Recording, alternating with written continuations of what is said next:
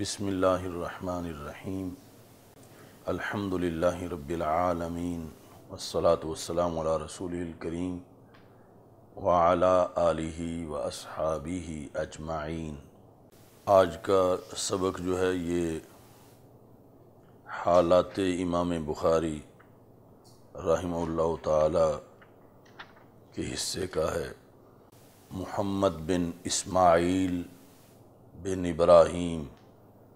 بن مغیرہ بن بردزبہ، اور ایک روایت کے مطابق یہ لفظ ہے بزدزبہ۔ یہ بخارا کی زبان کا ہے جس کا معنی ہے زراع، یعنی زراعت پیشہ۔ تو امام بخاری رحمہ اللہ تعالیٰ کے جو لکڑ دادا ہیں مغیرہ، انہوں نے اسلام قبول کیا تھا یمان جوفی کے ہاتھ پر۔ یمان جوفی جو ہیں یہ والی بخارا تھے۔ تو امام بخاری رحمہ اللہ تعالی کہتے ہیں کہ میرے ابا جی یعنی اسماعیل بن ابراہیم، انہوں نے امام مالک رحمہ اللہ تعالی سے شاگردگی کا شرف حاصل کیا۔ امام بخاری کی کنیت ابو عبداللہ ہے، ابو عبداللہ۔ اسی وجہ سے جب بخاری شریف میں امام بخاری رحمہ اللہ تعالی کسی مسئلہ پر اپنا موقف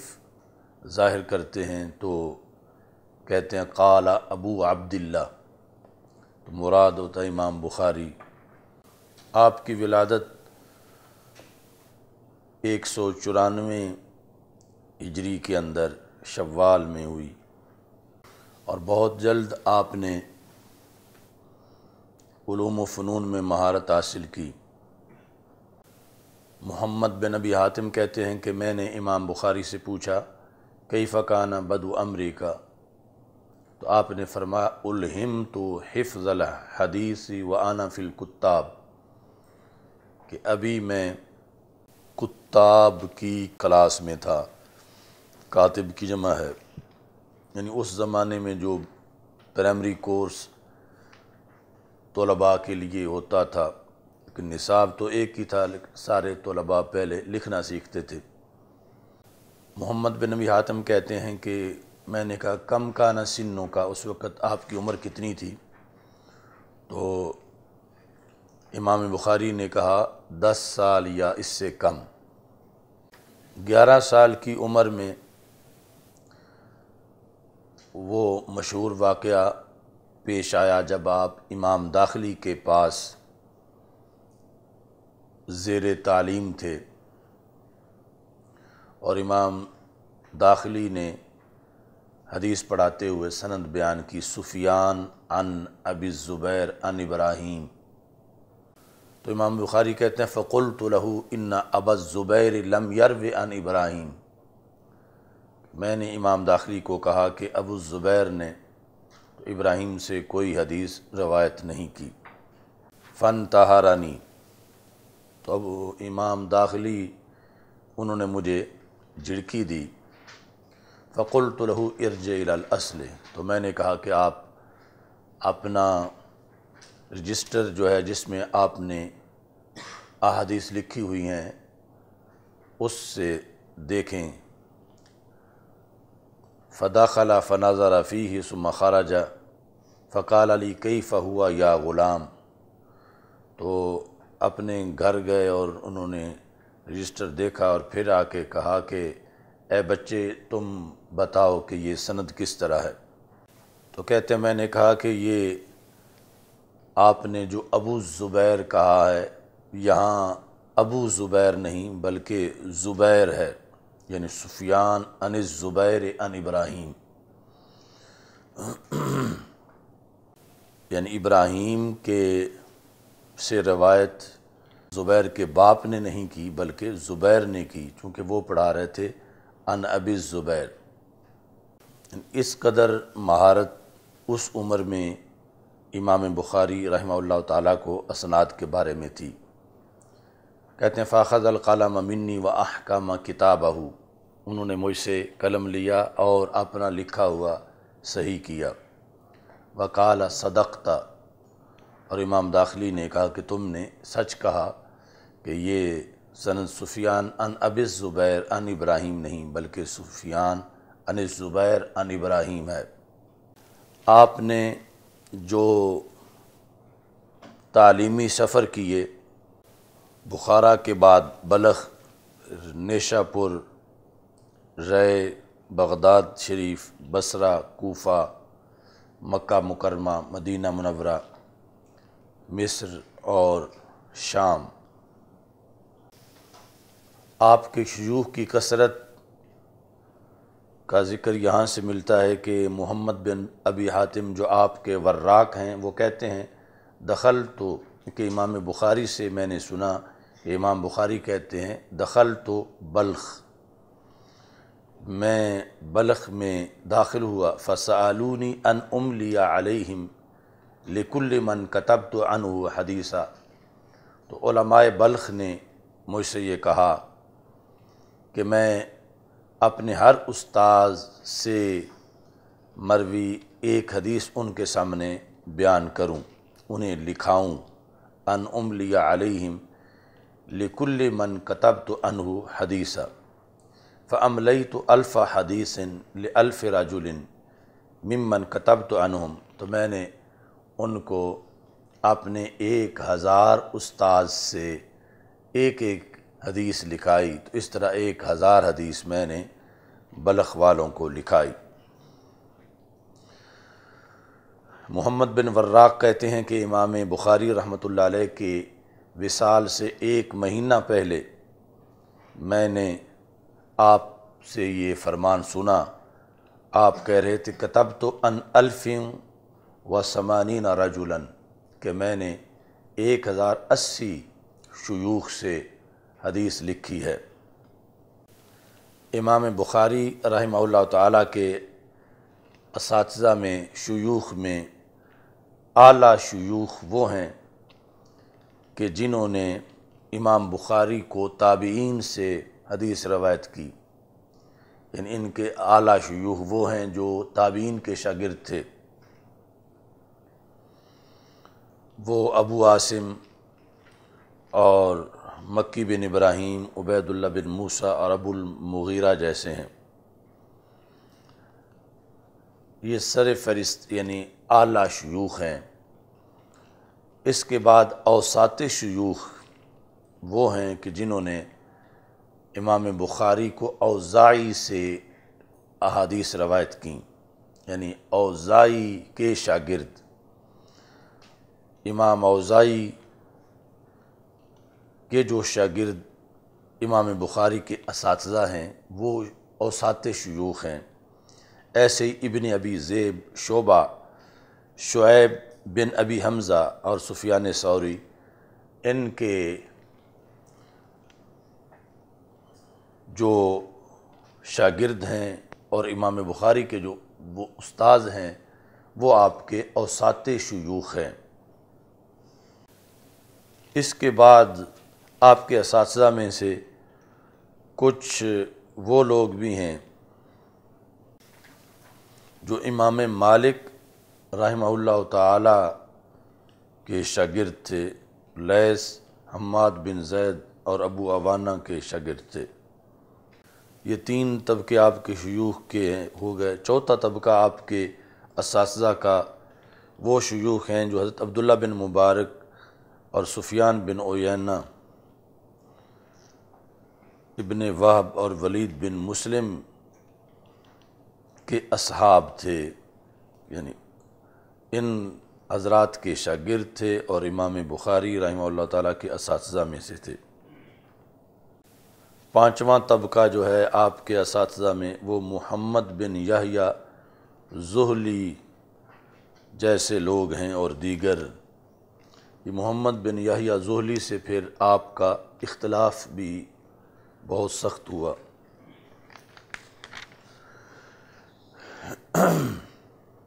امام بخاری کے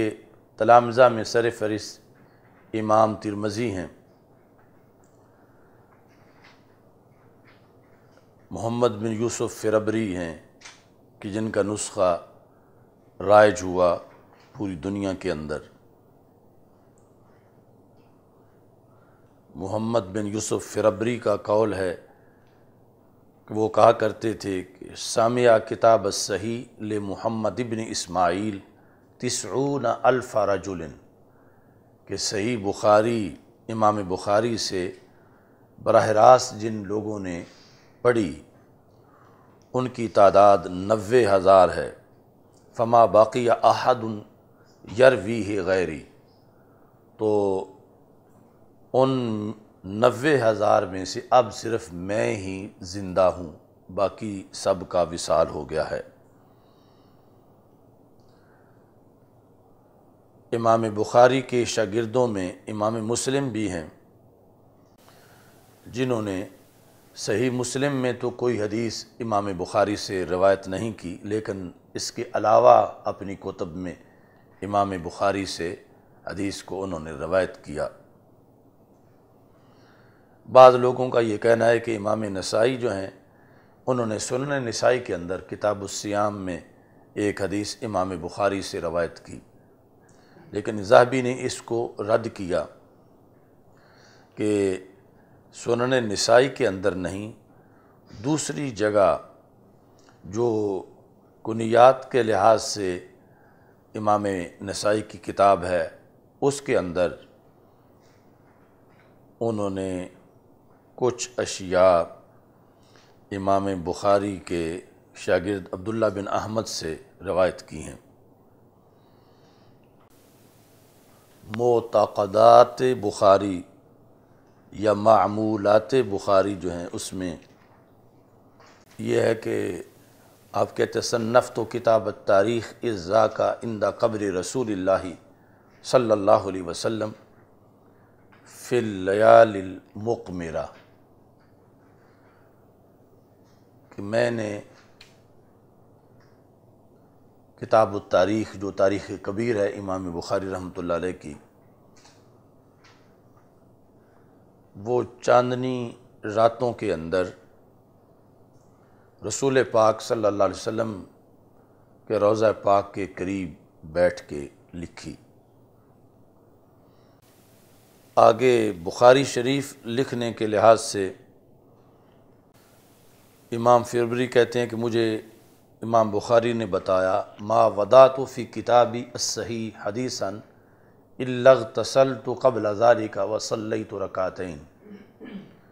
کہ میں نے ہر حدیث لکھنے سے پہلے جو بھی صحیح بخاری کے اندر میں نے حدیث لکھی اس سے پہلے غسل کیا اور 2 رکعت نفل ادا کیے۔ اس کے مزید حوالہ جات بھی آئیں گے، پھر وہ ساتھ ساتھ ذکر کر دیں گے۔ یہ جو الحتہ فی ذکر السیاح الستہ، الحتہ فی ذکر السیاح الستہ، یہ جو غیر مقلد نواب صدیق حسن کی کتاب ہے، اس میں اس نے ان باتوں کو تسلیم کیا ہے۔ صفحہ نمبر 311 پہ اس نے لکھا ہے قال البخاری ما كتبت في کتابی الصحیح حدیثا الا اغتسلت قبل ذلك وصلیت رکعتین۔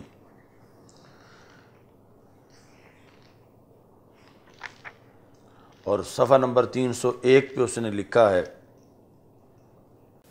کہ جو بخاری شریف کے تراجم ہیں جو دنیا میں بہت زیادہ مقبول ہوئے، تراجم یعنی ابواب کے جو عنوان ہیں، اس کا سبب کیا ہے؟ کہتا ہے بالجملۃ فتراجمہ حیرت الافکار وادہشت العقول العقول والابصار وانما بالغت هذه المرتبہ لما روی انہ بیضھا بین قبر النبی صلی اللہ علیہ وسلم و منبرہ، کہ امام بخاری رحمہ اللہ تعالیٰ نے جتنے بھی عنوان تھے وہ مدینہ منورہ میں فائنل کیے صحیح بخاری کے۔ ویسے یعنی بخاری شریف تو مکہ مکرمہ میں لکھی، عنوان جو ہے وہ مدینہ منورہ میں کہاں لکھے؟ رسول اکرم صلی اللہ علیہ وسلم کے روضہ پاک اور منبر کے درمیان جو جگہ ہے وہاں بیٹھ کے، اور یہاں لکھا ہے وَأَنَّهُ كَانَ يُصَلِّي لِكُلِّ ترجمہ رکعتین۔ تو آپ نے جس طرح پہلے گزرا کہ ہر حدیث لکھنے سے پہلے 2 رکعت پڑھی، تو انہوں نے یہ لکھا کہ ہر ترجمۃ الباب جو ہے اس کی بھی 2 رکعتیں پڑھیں، یعنی عنوان کے لیے بھی 2 رکعتیں پڑھیں۔ یہاں یہ تسلیم کر رہا ہے کہ وہاں بیٹھ کے لکھنے کا یہ فائدہ ہوا کہ یہ تراجم پوری دنیا میں مقبول ہوئے، اور انہوں نے لوگوں کو حیرت میں ڈالا جو یہ تراجم اتنے جامع تھے اور اتنے فوائد پر مبنی ہے۔ آج کی وہابیت اس کو شرک کہتی ہے کہ وہاں فائدے کے لیے لکھنا، کہ اگر وہاں لکھوں گا تو اس میں برکت ہوگی، فائدہ ہوگا، اس کو ناجائز سمجھتے ہیں معاذ اللہ۔ دوسرا یعنی وہ تفصیل سے پہلے بیان ہو چکا ہے کہ یہ جو ما ودعت فی کتابی الصحیح حدیثا الا اغتسلت قبل ذلک وصلیت رکعتین، کہ یہ عمل کر کے بھی امام بخاری بدعتی نہیں ہیں، تو یہ ہمارے موقف کے مطابق بدعتی نہیں ہے، اور یقیناً بدعتی نہیں ہے کہ آپ کے ذریعے سے سنت پھیلی ہے، اور صحیح ترین ذخیرہ جو سنت کا ہے وہ آپ کا ہے۔ اور جو دیوبندیوں وہابیوں کے نزدیک بدعت کی تعریف ہے کہ دین میں کوئی نیا کام کیا جائے جو کہ ثواب کی نیت سے ہو تو وہ بدعت ہے، تو یہ اس وقت تک جو اسلام کی عمر تھی اور مسلمان جتنے ہو چکے تھے ان کے لحاظ سے یہ ایک نیا کام تھا کہ ہر رکعت سے پہلے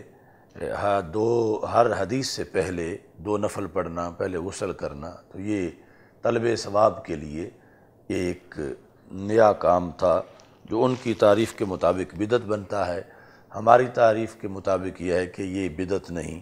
بلکہ وَتُعَزِّرُوهُ وَتُوَقِّرُوهُ، جو اللہ کا فرمان ہے اسی کا یہ ایک مظاہرہ ہے کہ وہ ہر حدیث کے ادب احترام کے لیے اور اکرام کے لیے یہ چیز لازم کیے ہوئے تھے۔ ایسے ہی یعنی جس طرح وہابیوں کے اس میں موجود ہے الحطہ کے اندر، تو محمد بن سہل عثیمین جو ہے اس کی جو بخاری کی شرح ہے، یعنی یہ صدیق حسن تو اجمی وہابی ہے، تو یہ یعنی یہ جو کتاب ہے شرح صحیح بخاری، یہ محمد بن سہل عثیمین جس کو نجدی اپنے مجدد کا درجہ دیتے ہیں، اس کی جو صحیح بخاری کی شرح ہے اس کے مقدمہ کے اندر بھی یہ بات لکھی گئی ہے، صفحہ نمبر 16 پر۔ اس میں لکھا ہے کہ حول محمد بن اسماعیل تراجم جامعہ بین قبر رسول اللہ صلی اللہ علیہ وسلم و منبرہ،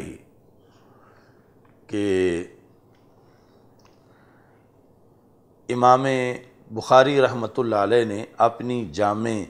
یعنی صحیح بخاری شریف کے جو عنوانات ہیں وہ فائنل کیے قبر رسول صلی اللہ علیہ وسلم اور منبر کے درمیان جو جگہ ہے اس میں۔ وَكَانَ يُصَلِّي لِكُلِّ ترجمۃ رکعتین، اور آپ ہر ترجمۃ الباب کے لیے 2 رکعتیں پڑھتے تھے۔ اور اسی کتاب کے صفحہ نمبر 15 پر، یعنی یہ شرح کی جلد نمبر 1 ہے، اس میں یہ بھی لکھا ہوا ہے کہ امام بخاری نے کہا ما وضعت فی کتابی الصحیح حدیثا الا اغتسلت قبل ذلك وصلیت رکعتین، یعنی اتنی پکی ہے یہ بات جس کے مطابق اہل سنت و جماعت کے جمیع معمولات بدعت کے دائرہ سے نکلتے ہیں، اس کو سب نے،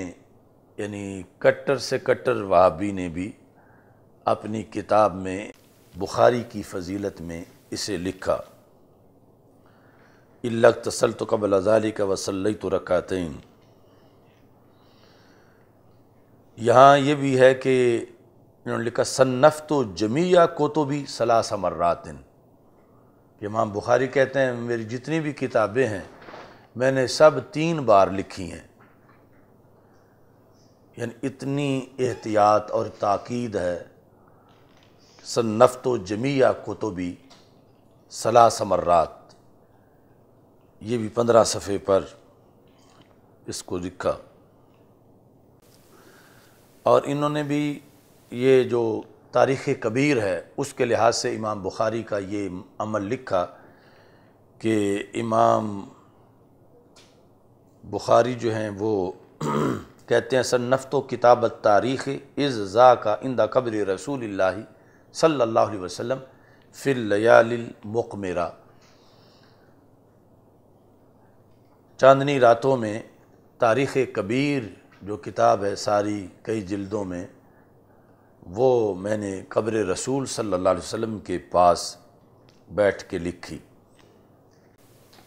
ایسے ہی دیوبندیوں کی ایک شرح ہے ارشاد القاری، شرح بخاری مختصر سی ارشاد القاری،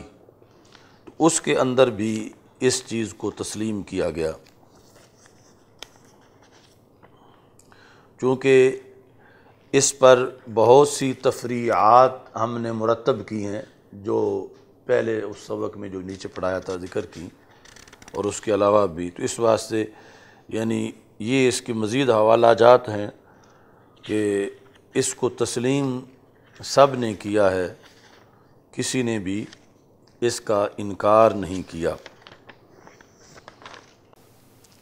اس کا صفحہ نمبر 39 ہے، جس پر یعنی ہر حدیث لکھنے سے پہلے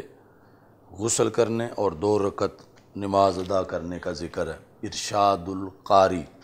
ایک تو ہے ارشاد الساری شرح بخاری، ایک ہے ارشاد الساری کتاب الحج، اور یہ ہے ارشاد القاری، یہ ایک ہی جلد میں ہے اور اس کے صفحہ نمبر 39 پر ہے۔ یہاں امام ذہبی نے صفحہ نمبر 283 پر یہ ذکر کیا کہ امام بخاری کہتے ہیں ما ادخلت فی ھذا الکتاب الا ما صح، کہ میں نے اس کتاب کے اندر وہی داخل کیا جو کہ صحیح ہے، وترکت من الصحاح کئی لا یطول الکتاب، اور میں نے بہت سی صحیح حدیثیں جو میرے نزدیک ثابت تھیں کہ وہ صحیح ہیں لیکن پھر اس لیے چھوڑ دیں تاکہ کتاب لمبی نہ ہو جائے۔ تو اس سے بھی یعنی جو غیر مقلدین نے لوگوں کو پکوا دیا ہے کہ وہی حدیث معتبر ہے جو کہ بخاری میں ہو، تو اس نظریے کا رد ہے کہ حدیث کا مدار سند پر ہے، خواہ کسی کتاب میں ہو، تو بخاری شریف کے علاوہ بھی صحیح حدیثیں جو ہیں وہ موجود ہیں۔ امام بخاری کا یہ قول امام ذہبی نے لکھا کہ صنفت الصحیح فی 16 سنۃ، کہ میں نے صحیح بخاری 16 سال میں مکمل کی، وجعلت حجتاً فیما بینی و بین اللہ تعالی، اور میں نے اس کو اپنے اور اللہ کے درمیان حجت بنایا، حجت بنانے کا یہ مطلب ہے کہ قیامت کے دن جب اللہ پوچھے گا کہ تم کیا کام کر کے آئے ہو، تو میں صحیح بخاری پیش کروں گا کہ اے اللہ یہ میرا دنیا میں عمل ہے کہ جو میں نے کیا۔ امام ذہبی نے امام بخاری رحمہ اللہ تعالیٰ کے حافظہ کے لحاظ سے جو ذکر کیا وہ 285 صفحے پر ہے کہ امام بخاری جس وقت بصرہ کے مشائخ کے پاس ان کی علمی مجالس میں جا کے بیٹھتے تھے اور ابھی بالکل بچے تھے، فلا یکتب حتی اتا علی ذالک ایام، کہ وہ کچھ بھی نہیں لکھتے تھے یہاں تک کہ کئی دن اس پر گزر گئے۔ تو امام بخاری کے جو ہم عصر کلاس فیلو تھے انہوں نے کہا کہ تم وقت ضائع کر رہے ہو۔ تو ایک دن امام بخاری نے انہیں کہا جب داخل ہونے کے 16 دن گزر چکے تھے، اِنَّکُمَا قَدْ أَكْثَرْتُمَا عَلَيَّ وَأَلْحَحْتُمَا، کہ تم نے بار بار مجھ پہ تنقید کی اور اصرار کیا کہ میں لکھوں، فَعَارِضَا عَلَيَّ مَا كَتَبْتُمَا، تو جو تم نے لکھا ہے وہ مجھ پہ پیش کرو۔ تو 15,000 سے زیادہ وہ حدیثیں تھیں، فَقَرَأَهَا كُلَّهَا عَلَى ظَهْرِ الْقَلْبِ، تو امام بخاری نے سب وہ زبانی یاد سنا دیں، یعنی اس قدر صحیح تھیں کہ رجسٹر جو ہے ان میں تو کوئی غلطی ہماری تھی کہ ہم نے اسے صحیح کیا، لیکن امام بخاری نے وہ بالکل صحیح مکمل ہمیں سنائیں۔ محمد بن اسحاق بن خزیمہ وہ کہتے ہیں ما رأیت تحت ادیم السماء اعلم بحدیث رسول اللہ صلی اللہ علیہ وسلم واحفظ له من محمد ابن اسماعیل، 299 صفحے پر، کہ میں نے آسمان کی چھت کے نیچے امام بخاری سے بڑھ کر حدیث رسول صلی اللہ علیہ وسلم کا کوئی عالم یا حدیث رسول صلی اللہ علیہ وسلم کا کوئی حافظ نہیں دیکھا۔ اس واسطے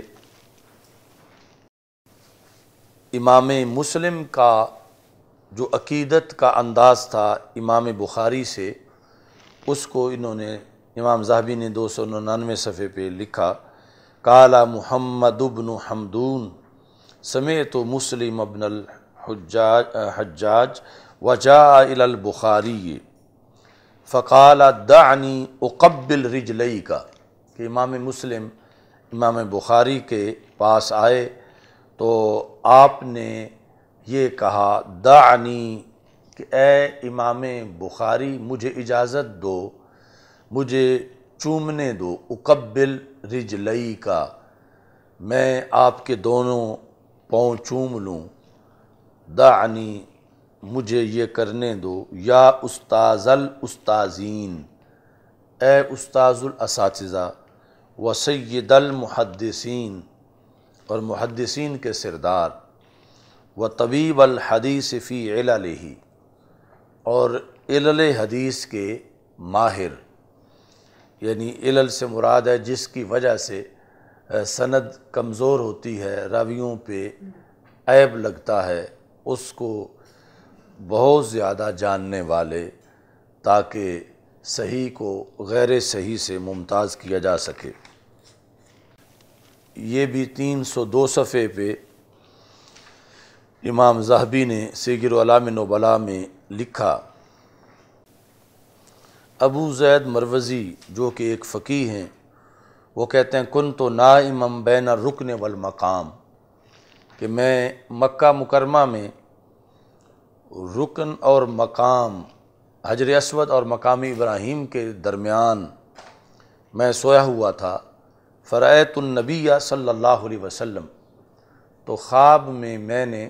نبی اکرم صلی اللہ علیہ وسلم کا دیدار کیا۔ فقال علی یا ابا زید الی متی تدرس کتاب الشافعی ولا تدرس کتابی، کہ اے ابو زید، یہ جنہیں خواب آیا ان کا نام لے کر رسول پاک صلی اللہ علیہ وسلم نے فرمایا الی متی تدرس کتاب الشافعی، تم کب تک شافعی کی کتاب پڑھتے رہو گے، ولا تدرس کتابی، اور میری کتاب نہیں پڑھو گے۔ فقلت یا رسول اللہ صلی اللہ علیہ وسلم وما کتابک، آپ کی کون سی کتاب ہے یا رسول اللہ صلی اللہ علیہ وسلم؟ قال جامع محمد بن اسماعیل، کہ محمد بن اسماعیل بخاری کی جو کتاب ہے میں اسے اپنی کتاب کہہ رہا ہوں، جامع محمد بن اسماعیل۔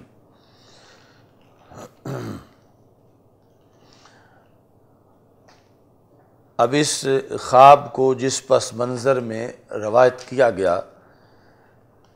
یعنی یہ سمجھ کے کہ واقعی یہ امام بخاری کی، صحیح بخاری کی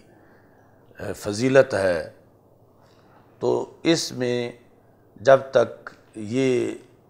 عقیدہ موجود نہ ہو کہ رسول اکرم صلی اللہ علیہ وسلم بعد از وصال بھی امت کے احوال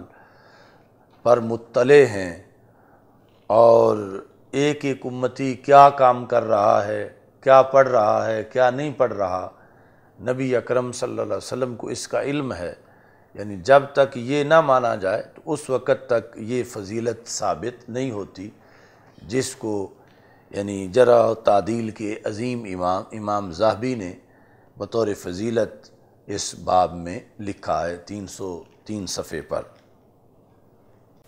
جو عنوان ہے معمولات امام بخاری، اس میں یہ بھی لکھیں کہ یہ صفحہ نمبر 303 پر ہے، کانا محمد بن اسماعیل، امام بخاری جو ہیں وہ رمضان کے مہینے میں ہر دن میں ایک مرتبہ قرآن مجید ختم کرتے تھے، اور تراویح کے بعد جب قیام کرتے تھے، یعنی تراویح میں پڑھا گیا علیحدہ ہے، تراویح کے بعد جب قیام کرتے تھے تو ہر 3 راتوں کے اندر قرآن ختم کرتے تھے۔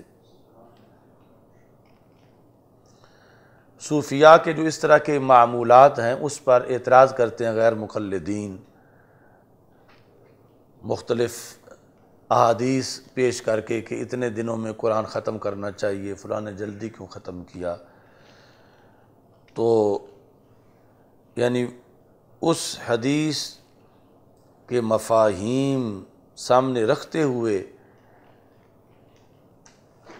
امام بخاری کا پھر بھی یہ طرز عمل تھا، یعنی یہ سمجھتے تھے کہ میں حدیث کی خلاف ورزی نہیں کر رہا، کہ اس حدیث کا محمل اور ہے۔ اور اس میں یہ بھی ہے کہ اکثر علماء جو ہیں یعنی آج کے زمانے کے تلاوت قرآن مجید میں غفلت کرتے ہیں، یعنی یہ سمجھتے کہ ہم عالم ہیں، چلو حافظ تو تلاوت کرے، قاری تو کرے، لیکن فقیہ یا محدث وہ کیوں تلاوت کرے، یعنی کثرت سے۔ تو امام بخاری یعنی چوٹی کے محدث بھی تھے، اور ساتھ اتنا شغف تھا قرآن مجید کے ساتھ کہ رمضان کے ہر دن میں ایک بار پورا قرآن جو ہے وہ تلاوت کرتے تھے،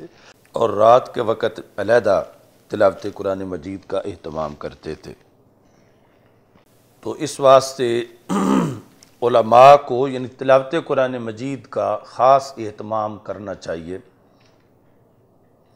کہ جو بہت ہی باعث برکت ہے، اور علماء کے لیے مزید باعث برکت ہے، چونکہ عام آدمی کا پڑھنا اس کو تلاوت میں وہ فوائد حاصل نہیں ہوتے جو کہ ایک عالم دین جو مکمل دسترس رکھتا ہے گرامر پر اور وجوہ استدلال پر، کہ وہ جب قرآن پڑھے تو پھر اسے ہر بار بہت سی نئی حکمتیں اور نکات سامنے آتے ہیں۔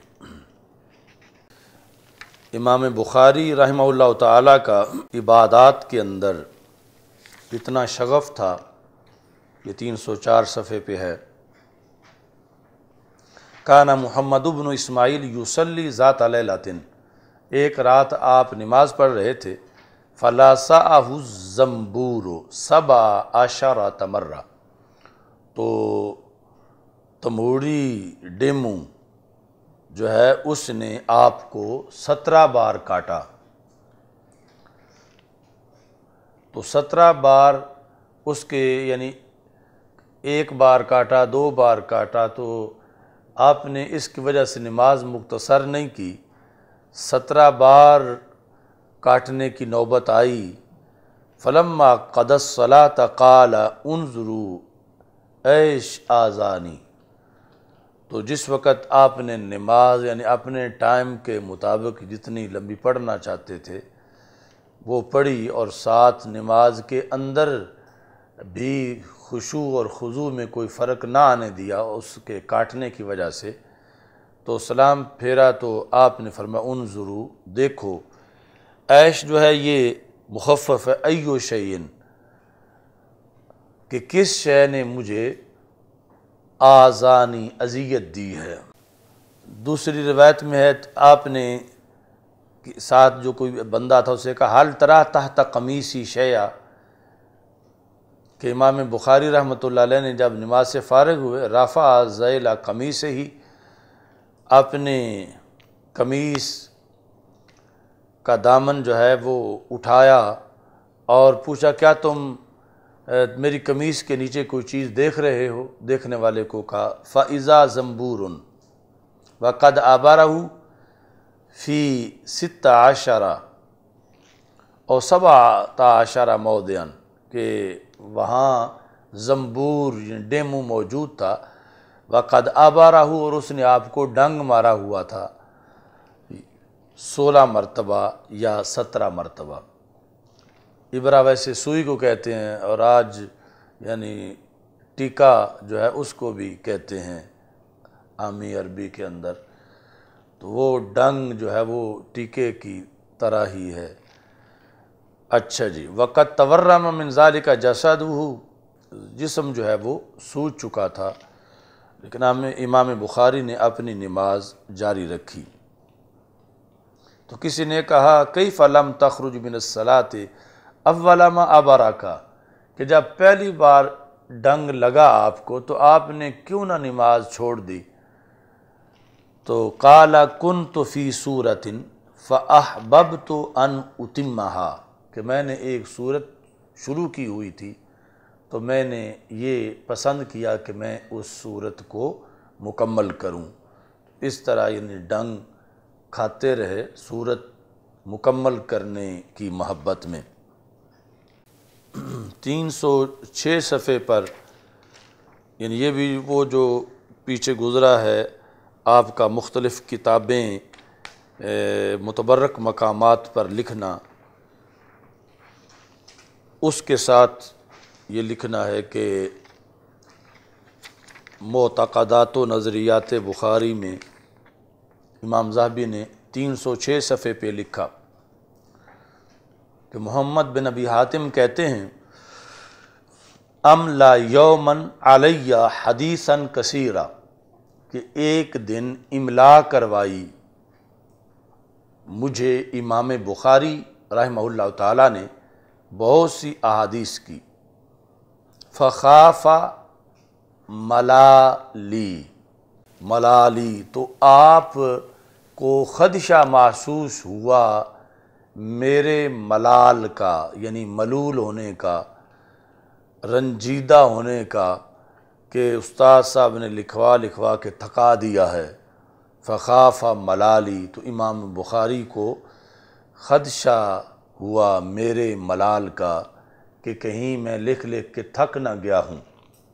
فقالا، تو امام بخاری نے مجھے حوصلہ دیا، طب نفسا، خوش رہو، فإن أهل الملاہی فی ملاہیہم، کہ جو اہل ملاہی ہیں جتنے بھی لہو و لعب عیش و عشرت میں مصروف لوگ وہ اپنے ملاہی کے اندر ہیں، وہ اہل الصناعات فی صناعاتہم، اور صنعت کار اپنی صنعتوں میں ہیں، والتجار فی تجاراتہم، اور تاجر اپنی تجارتوں میں ہیں، وانت مع النبی واصحابہ صلی اللہ علیہ وسلم، اور تم رسول اکرم صلی اللہ علیہ وسلم کے ساتھ ہو اور صحابہ کرام رضی اللہ تعالی عنہم کے ساتھ ہو۔ یعنی یہ معیت، یعنی یہ حضوری کہ حدیث دنیا کے کسی کونے میں بھی پڑھی پڑھائی جائے تو درمیان سے فاصلہ سمٹ جاتا ہے، اور بندے کو اس نظریے اور عقیدے سے پڑھنا چاہیے کہ وہ دربار رسالت صلی اللہ علیہ وسلم میں حاضر ہے اور صحابہ کرام رضی اللہ تعالی عنہم کی کلاس کے اندر ان کے ہمراہ بیٹھا ہوا ہے۔ یعنی دوسرے لفظوں میں جو حاضر و ناظر کا ایک عقیدہ ہے، اس کے لحاظ سے یعنی اس زمانے میں امام بخاری رحمہ اللہ تعالی یہ نظریہ رکھتے تھے کہ جس پر آج بعد میں آ کر یعنی کچھ لوگوں نے اس عقیدے پر اعتراض کیا کہ ایسا نہیں سمجھنا چاہیے، تو امام بخاری رحمہ اللہ تعالی اس وقت بھی اس عقیدے پر قائم تھے، اور یہ سارے قرائن ہیں۔ یعنی پہلی باتیں اور یہ کہ جس نظریے پر امام بخاری قائم تھے، اللہ کے فضل سے آج بھی اہل سنت اسی نظریے پہ قائم ہیں۔ امام بخاری رحمہ اللہ تعالی جب نیشا پور میں تھے تو وہاں پر آپ پہ یہ الزام لگا کہ امام بخاری کا عقیدہ جو ہے وہ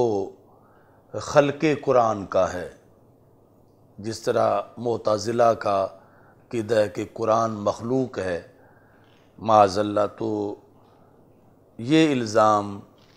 امام بخاری رحمہ اللہ تعالی پہ لگا محمد بن یحییٰ زہلی کی طرف سے، جو اساتذہ میں پہلے ان کا ذکر آیا ہے۔ تو اس پر یعنی امام بخاری رحمہ اللہ تعالی سے جواب طلبی کی گئی اور عام اجتماع کے اندر کہ آپ وضاحت کریں اس چیز کی۔ تو بہرحال آپ کا موقف جو ہے اس پر اسے توڑ موڑ کے پیش کیا جا رہا تھا۔ یہ 312 صفحے پہ لکھا ہے کہ امام بخاری نے اپنا موقف پھر اس طرح بیان کیا: حرکاتہم و اصواتہم و اقتصابہم و کتاباتہم مخلوقاتن، کہ قرآن پڑھنے والے کی حرکات، آواز، اقتصاب اور لکھنا یہ عمل مخلوقہ ہے۔ فَأَمَّا الْقُرْآنُ الْمَطْلُوُّ الْمُبَيَّنُ الْمُثْبَتُ فِي الْمَصَاحِفِ الْمَسْطُورُ الْمَكْتُوبُ الْمُوعَى فِي الْقُلُوبِ فَهُوَ كَلَامُ اللَّهِ لَيْسَ بِمَخْلُوقٍ، کہ آپ نے یہ کہا کہ جس کی تلاوت کی جا رہی ہے، یعنی تلاوت کرنا تو ایک فعل ہے، اور وَاللَّهُ خَلَقَكُمْ وَمَا تَعْمَلُونَ، لیکن جو مطلوب ہے، جس چیز کی تلاوت کی جا رہی ہے، وہ اللہ کا کلام ہے، وہ مخلوق نہیں ہے۔ اور لکھنا تو ایک فعل ہے، مگر جس کو لکھا گیا ہے المثبت فی المصاحف، وہ اللہ کا کلام ہے، وہ مخلوق نہیں ہے۔ المستور المکتوب، یہ سب اس لکھنے کے لحاظ سے۔ الموعى فی القلوب، وہ جو دلوں میں محفوظ ہے، فَهُوَ كَلَامُ اللَّهِ لَيْسَ بِمَخْلُوقٍ، وہ اللہ کا کلام ہے اور وہ مخلوق نہیں ہے۔ مگر وہ آپ کے خلاف یعنی پراپوگنڈا اتنا شدت کا تھا کہ یہ باریک فرق کوئی سمجھنے کو تیار نہیں تھا۔ امام بخاری نے پھر اپنا یہ بیان بھی جاری کیا من زعم انی قلت لفظی بالقرآن مخلوق فہو کذاب فانی لم اقلہ۔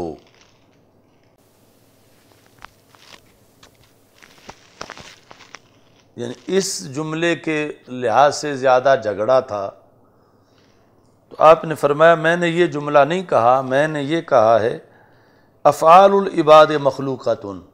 کہ بندوں کے جو افعال ہیں وہ مخلوق ہیں، میں نے یہ کہا۔ لیکن بالآخر یعنی وہ اختلافات اتنے شدید تھے کہ امام بخاری کو نیشہ پور چھوڑنا پڑا، اور امام بخاری کی وجہ سے امام مسلم نے وہ امام یحییٰ بن زولی سے جتنا لکھا ہوا تھا سارا رجسٹر جا کے واپس کر آئے امام کہ آپ نے جو پڑھایا ہے میں وہ واپس کر رہا ہوں،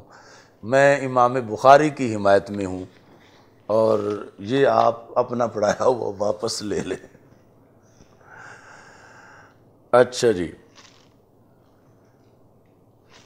یہ جو صفحہ نمبر 314 پہ ہے، یعنی جب اختلافات اتنے بڑھ گئے،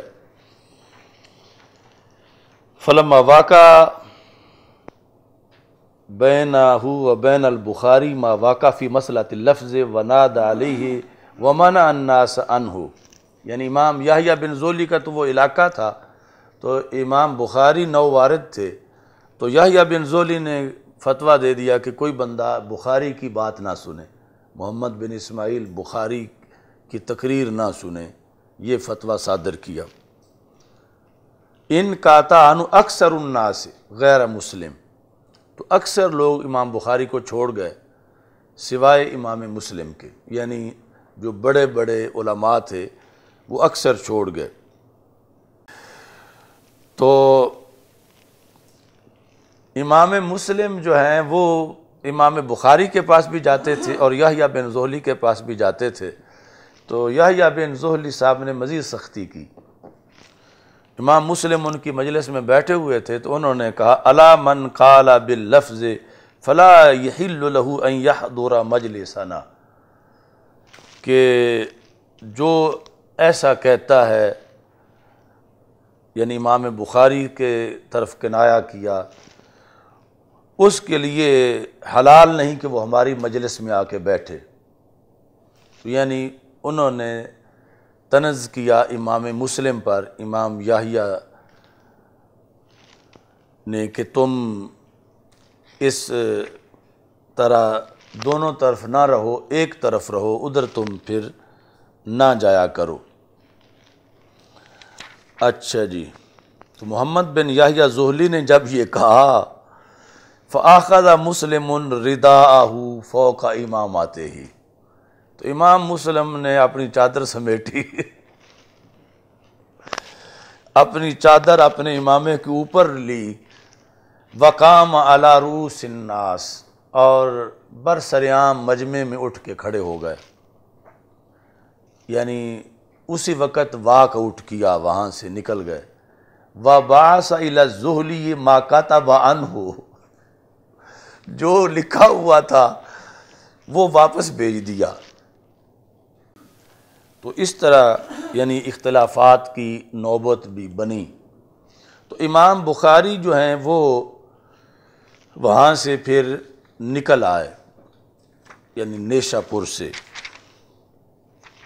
اسی 314 صفحے کے شروع میں ہے کہ جب امام بخاری گئے تھے وہاں پر نیشہ پور میں، تو وہ ایک پوری سٹیٹ تھی نیشہ پور کی، تو وہاں آپ کا بڑا استقبال ہوا۔ یعنی یہ جو عوامی رائے ہے یہ بنتے اور بکھرتے کوئی دیر نہیں لگتی۔ تو جس وقت امام بخاری گئے تو امام مسلم کہتے ہیں لما قادم محمد بن اسماعیل نیسابور ما رأیت والیا ولا عالما فعل به اہل نیسابور ما فعلوا به، اتنا کبھی کسی عالم دین کا نیشاپور والوں نے استقبال نہیں کیا تھا جتنا امام بخاری کا کیا۔ شہر سے بڑی دور سے استقبال کر کے لائے۔ ابھی یعنی آمد کے وقت محمد بن یحییٰ ذہلی جو ہیں، جو یعنی پہلے وہاں کے بڑے عالم تھے، انہوں نے اعلان کیا کہ کل امام بخاری نے آنا ہے، ان کا استقبال کیا جائے۔ من اراد ان یستقبل محمد ابن اسماعیل غدا فلیستقبلہ، کہ جو استقبال کرنا چاہتا ہے وہ ان کا استقبال کرے۔ فاستقبلہ محمد بن یحییٰ وعامۃ العلماء، تو محمد بن یحییٰ سمیت عام علماء نے استقبال کیا۔ آگے لکھے فازدحم الناس علی محمد بن اسماعیل حتی امتلأت سطح والدار، یعنی جہاں امام بخاری جا کے ٹھہرے وہاں بڑا رش ہو گیا، تو یہاں تک کہ یعنی سین تو سین رہا، جو ارد گرد کی چھتیں تھیں وہ بھی بھر گئیں لوگوں کے ساتھ، سین عوام سے بھر گیا۔ پہلا دن گزرا، دوسرا دن، دوسرے یا تیسرے دن ہی وہ مسئلہ پیدا ہوا، یعنی لفظی بالقرآن مخلوق کا کسی نے مسئلہ پوچھا اور اس سے پھر آگے غلط فہمی پیدا ہوئی۔ اچھا، یہاں سے پھر واپس جب امام بخاری ہوئے تو آپ پھر اپنے وطن کو واپس لوٹے، بخارا۔ یہ صفحہ نمبر 316 پر امام بخاری کی جب واپسی ہو رہی تھی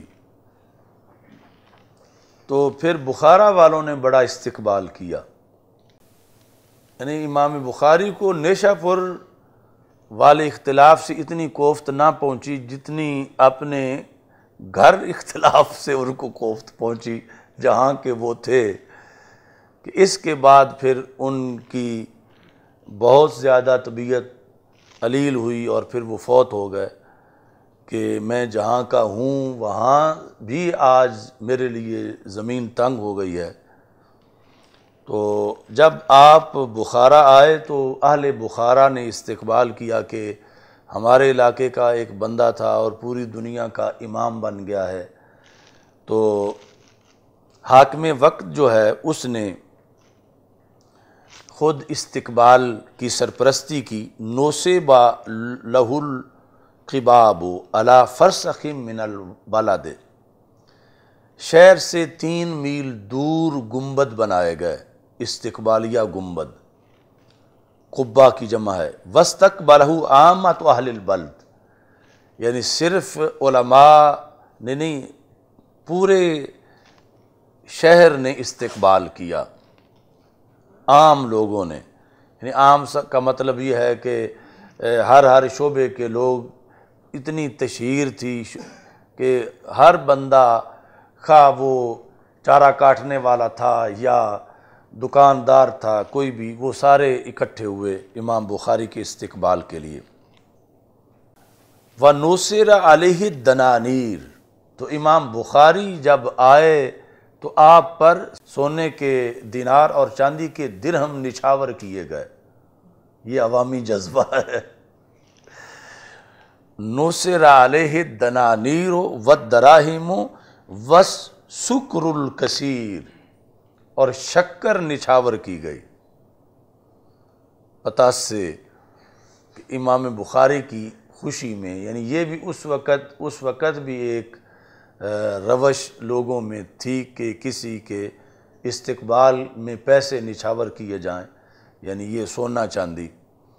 تو اس طرح کر کے امام بخاری کو بخارا میں داخل کیا گیا۔ چند دن ہی گزرے تھے کہ محمد بن یحییٰ ذہلی نے یہاں بھی اپنے بندے بھیجے نیشاپور سے۔ اس نے فکاتبہ، خط لکھا محمد بن یحییٰ ذہلی نے، جو یہاں کا امیر شہر تھا جس نے یہ سارا استقبال کروایا تھا، خالد بن احمد جو امیر بخارا تھا، اس کی طرف خط بھیجا محمد بن یحییٰ ذہلی نے، اور خط میں یہ لکھا تھا ان ھذا الرجل قد اظہر خلاف السنہ، کہ یہ بندہ سنی نہیں ہے اور اس کا عقیدہ جو ہے وہ سنت کے خلاف ہے۔ تو ایک روایت کے مطابق اسی پر ہی حاکم وقت جو ہے وہ خلاف ہو گیا،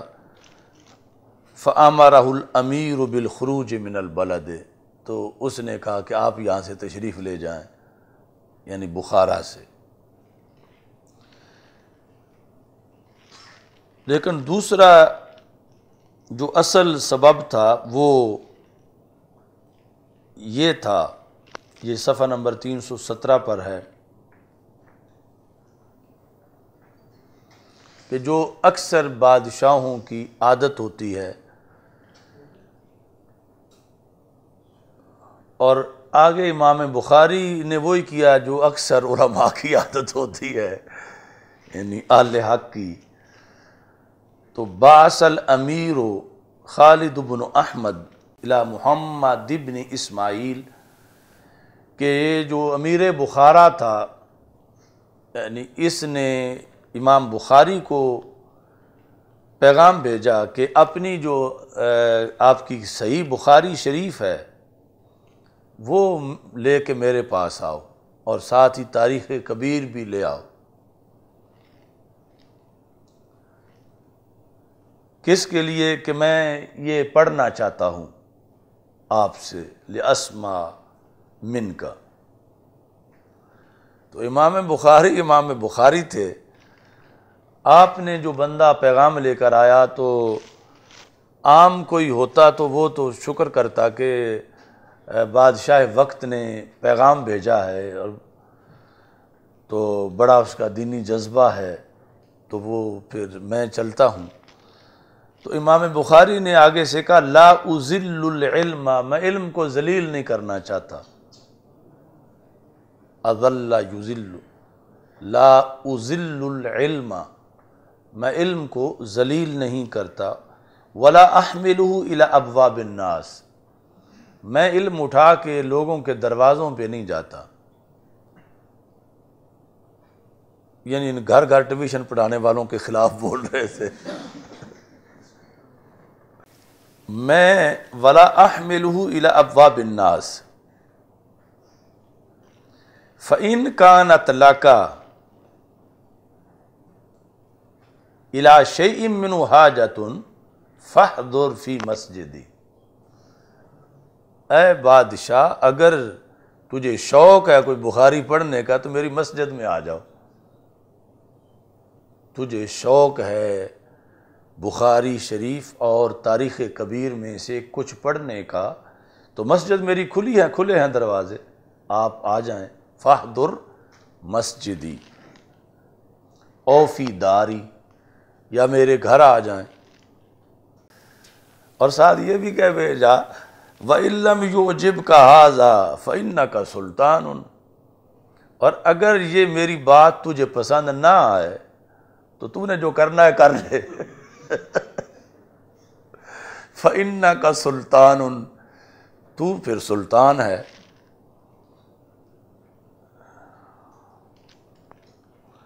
تو جب بادشاہ تک یہ بات پہنچی، امیر بخارا تک، تو اس نے یعنی کہا کہ یہ میرے شایان شان تو نہیں ہے کہ میں ایک مولوی کے پاس جاؤں پڑھنے کے لیے۔ فَامْتَنَعَ عَنِ الْحَضُورِ عِنْدَهُ، تو بادشاہ نے انکار کر دیا کہ وہاں جا کے تو میں نہیں پڑھوں گا۔ پھر بادشاہ نے دوسری ریکویسٹ کی، فَرَاسَلَهُ بِأَنْ يَعْقِدَ مَجْلِسًا لِأَوْلَادِهِ، اس نے کہا چلو میں تو وہاں نہیں آتا، میرے شہزادے آتے ہیں وہاں پڑھنے کے لیے، لیکن شرط یہ ہے کہ ان کے ساتھ کوئی غریب بیٹھ کے نہ پڑھے، کلاس کے اندر صرف میرے شہزادے ہوں اور کوئی نہ بیٹھے۔ فَرَاسَلَهُ بِأَنْ يَعْقِدَ مَجْلِسًا لِأَوْلَادِهِ لَا يَحْضُرُهُ غَيْرُهُمْ، اور کوئی نہ بیٹھے۔ امام بخاری پھر اکڑ گئے آگے سے، آپ نے فرمایا کہ لا اخص احدن، میں تو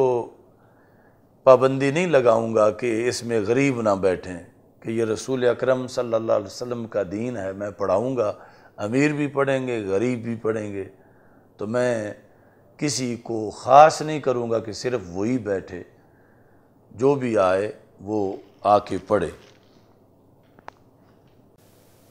تو اصل بادشاہ کا یعنی پرابلم یہ تھا، اور اوپر پھر جلتی پہ تیل محمد بن یحییٰ زہلی نے بھی گرا دیا، تو اس بنیاد پر حالات جو ہیں وہاں خراب ہو گئے۔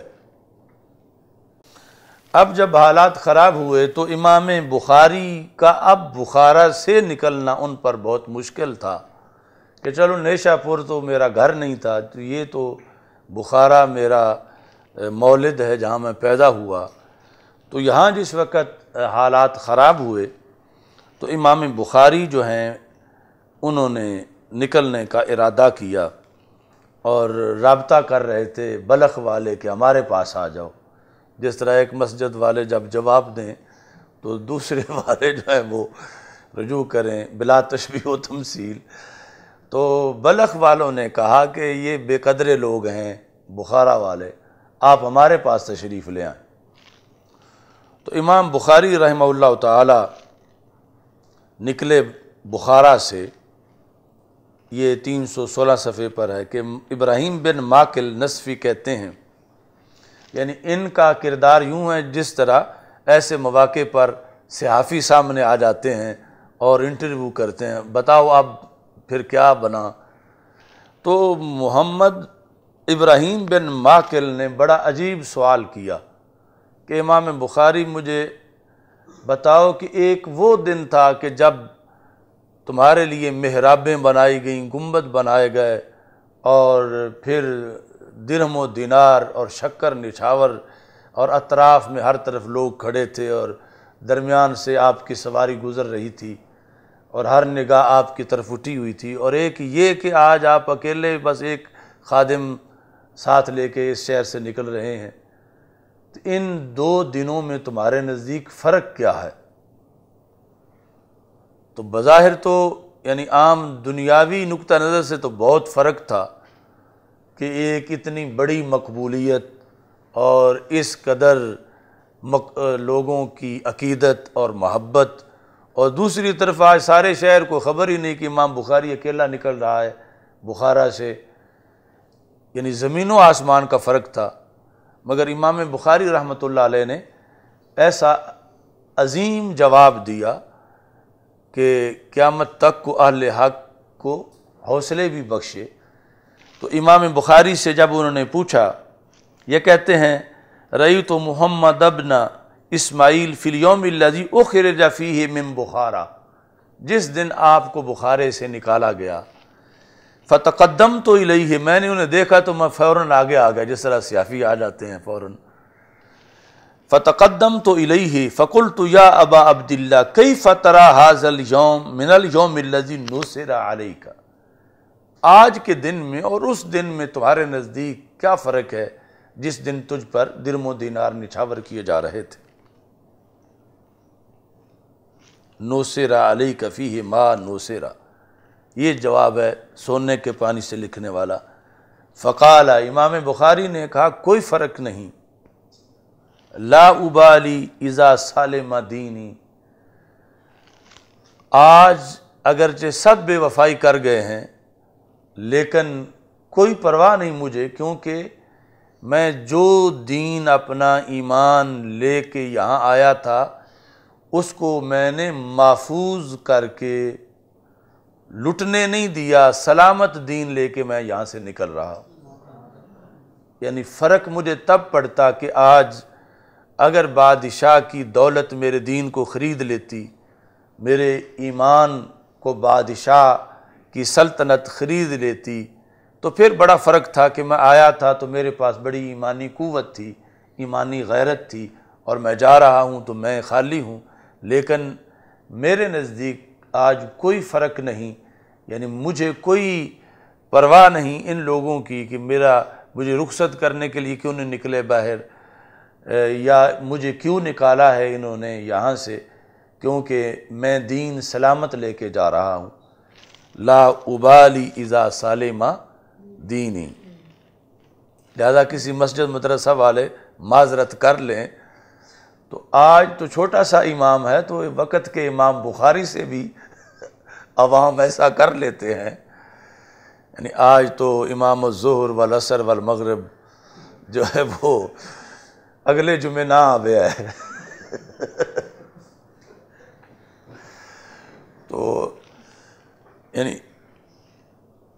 ان چیزوں سے پھر انسان کو حوصلہ ملتا ہے۔ یعنی یہ تو اپنے احتساب تو خود لازم ہے کہ اپنے اندر کوئی غلطی نہ ہو، کوئی سستی نہ ہو، کوئی کوتاہی نہ ہو، لیکن اس کے باوجود اگر کردار، لوگ، معاشرہ ایسا ادا کریں جس طرح اب بخارا والے کر رہے تھے امام بخاری کے ساتھ، تو امام بخاری نے کہا لا ابالی اذا سالم دینی، کہ جب دین سلامت ہے تو کوئی پرواہ نہیں ہے۔ بخارا کے بعد جدھر امام بخاری کو دعوت ملی کہ آپ سمرقند تشریف لے آئیں، اور امام بخاری جو ہیں وہ سمرقند کے لیے نکلے،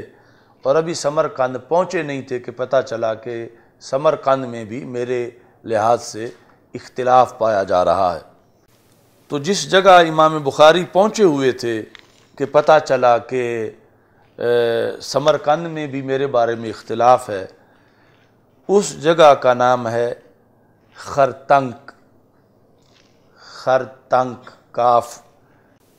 اور بعض لوگ یہ کہتے ہیں، ہمارے استاد ایک کہتے تھے کہ یہ خرتنک اصل میں خرتنگ، خرگدہ، تنگ، یعنی وہاں پر جو صورتحال بنی کہ گدھے کے لیے آگے جانے کے لیے زمین تنگ ہو گئی، تو امام بخاری نے پھر اپنے شاگرد سے یہ کہا کہ اب ہم یہیں کچھ وقت کے لیے پڑاؤ ڈالتے ہیں، یہیں رکتے ہیں۔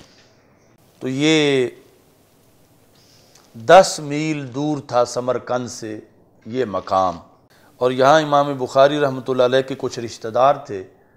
تو آپ وہاں ٹھہرے، اور رات کے وقت آپ نے اللہ سے یہ دعا کی اور ساتھ یہ آیت پڑھی قد ضاقت علی الارض بما رحبت،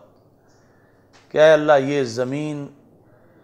تیری زمین وسیع تو بہت ہے لیکن وسیع ہونے کے باوجود میرے لیے تنگ ہو گئی ہے، یعنی مجھے اب کوئی جگہ نظر نہیں آ رہی کہ جہاں میں رہ سکوں۔ تو آپ نے دعا کی فَاقْبِضْنِی اِلَیک، رب مجھے پھر اپنے پاس ہی بلا لے۔ یعنی اتنا آپ دکھی دل کے ساتھ یہ دعا کر رہے تھے۔ یعنی زمانے کا امام اور امیر المومنین فی الحدیث، اور لوگوں کے رد عمل پر بالآخر یہ دعا کرنے پہ مجبور ہوئے۔ تو اسی دعا کے نتیجے میں وہیں آپ ٹھہرے ہوئے تھے کہ آپ کا اسی جگہ وصال ہو گیا، اور وہیں آپ کی آج بھی قبر ہے جہاں لوگ حاضری دینے کے لیے جاتے ہیں۔ آگے پھر عوامی عقیدت شروع ہوگی، بس فوت ہونے کی دیر تھی کہ پھر جو ہے وہ ایسی ایسی عقیدت قبر کے ساتھ اور جنازے کے ساتھ، اس کا تذکرہ آگے موجود ہے۔ الحمدللہ رب العالمین والعاقبۃ للمتقین والصلاۃ والسلام علی رسول کریم۔ استغفر اللہ لا الہ الا اللہ وحدہ لا شریک لہ لہ الملک ولہ الحمد وہو علی کل شیء قدیر۔ اللہم ارفع درجات محمد بن اسماعیل البخاری رحمہ اللہ تعالی، صلی اللہ تعالی علی حبیب سیدنا محمد۔